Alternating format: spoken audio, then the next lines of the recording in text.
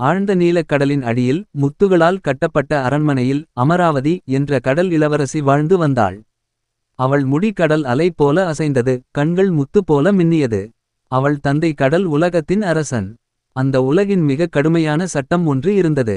மனிதரை காதலிக்க கூடாது. மனித உலகிற்குள் நுழைய கூடாது. ஒரு நாள் கடலின் மேல் பெரும் புயல் வீசியது. ஒரு கப்பல் கவிழ்ந்தது. அதில் இருந்த மனித இளவரசன் ஆர்யன் கடலில் மூழ்கினான்.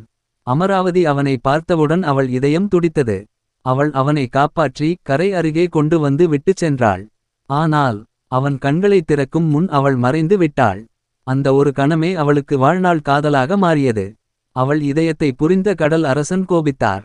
மனிதன் உன்னை ஒரு நாள் கூட நினைக்க மாட்டான் என்றார். ஆனால் காதல் கேட்குமா? அமராவதி கடல் உலகின் இரகசிய மந்திரவாதியான சீ விச் இடம் சென்றாள். அவள் சிரித்தாள். மனிதராக மாற வேண்டுமா? அப்படியென்றால் உன் இனிய குரலை கொடு.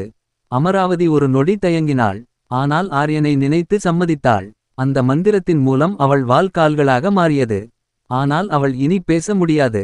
மனித உலகில் அவள் ஆரியனை மீண்டும் கண்டாள். ஆரியன் அவளை பார்த்தவுடன், நான் புயலில் மூழ்கியபோது என்னை காப்பாற்றியவர் நீயா என்று கேட்டான். அமராவதி பேச முடியவில்லை. ஆனால் அவள் கண்கள் மட்டும் காதலை சொன்னது. ஆரியன் அவளை அரண்மனைக்கு அழைத்தான். அவள் மௌனமாக இருந்தாலும் அவள் சிரிப்பு அவனுக்கு அமைதியை தந்தது. ஆனால் அரண்மனையில் மற்றொரு அரச குமாரி இருந்தாள். அவள் தான் ஆரியனை காப்பாற்றினேன் என்று பொய் சொன்னாள். கடல் சட்டப்படி மனிதன் அவளை உண்மையாய் காதலிக்கவில்லை என்றால் அவள் மீண்டும் கடலுக்கு திரும்ப முடியாது. அவள் மணமகளாக தேர்ந்தெடுக்கப்படாவிட்டால் அவள் கடல் நுரையாய் கரைந்து போக வேண்டும். திருமண நாள் வந்தது. ஆரியன் குழப்பத்தில் இருந்தான். அவன் மனதில் மௌனமாக நின்ற அமராவதி தான் நினைவில் வந்தாள். அவள் பேசவில்லை. ஆனால் அவள் கண்களில் இருந்த உண்மை அவனை நெகிழ வைத்தது. அவன் திடீரென்று திருமணத்தை நிறுத்தி அமராவதியின் கையை பிடித்தான். என்னை காப்பாற்றியது நீ தான்.